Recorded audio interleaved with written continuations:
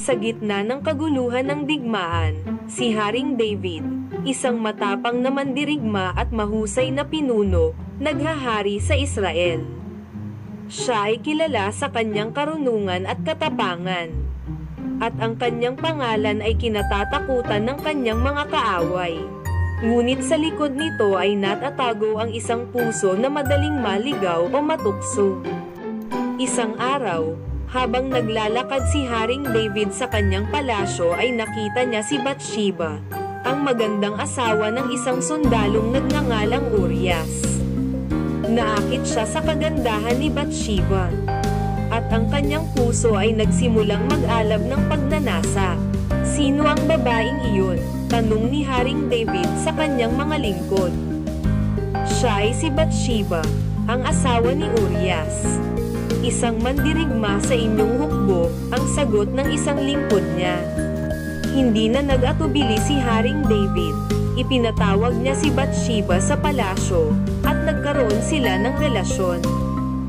Nang malaman ni Bathsheba na siya ay nagdadalang tao, nagpadala siya ng mensahe kay Haring David, na nagsasabi ng kanyang kalagayan. Nang malaman ito ni Haring David ay napuno siya ng pag-aalala. Kailangan nating itago ang ating relasyon. Ang sabi ni Bathsheba, hindi dapat malaman ng iba ang nangyari sa atin. Naisip ni Haring David ang isang plano. Ipinatawag niya si Urias mula sa digmaan, at sinabi sa kanya na bumalik sa kanyang bahay at magpahinga muna. Pagkatapos, inutusan ni Haring David ang kanyang mga sundalo na ilagay si Urias sa pinakamapanganib na bahagi ng digmaan, upang siya ay mamatay. Gawin mo ang lahat upang mamatay si Urias. Ang utos ni Haring David sa kanyang mga sundalo. Nang mamatay si Urias, kinuha ni Haring David si Bathsheba bilang kanyang asawa. Ngunit ang kanilang kasalanan ay hindi na natiling lihim.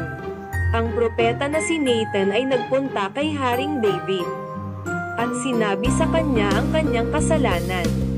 Bakit mo ginawa ito, Haring David? Tanong ni propeta Nathan na ang kanyang boses ay puno ng galit. Ikaw ay nagkasala sa Diyos at sa tao. Napahiya si Haring David. Napagtanto niya ang kanyang kasalanan, at humingi siya ng kapatawaran sa Diyos.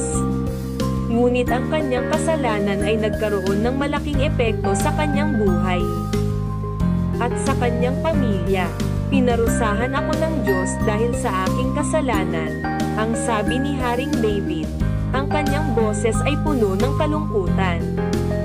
Ang aking anak na lalaki ay namatay, at ang aking kaharian ay napuno ng kaguluhan. Ang aking kasalanan ay isang aral sa akin at sa lahat, sabi ni Haring David. Ang kanyang mga mata ay puno ng pagsisisi. The story of King David and Bathsheba is a reminder that power and fame cannot save us from our sins. True power comes from obeying God and being faithful to our promises. This story is a story of love, desire, and regret.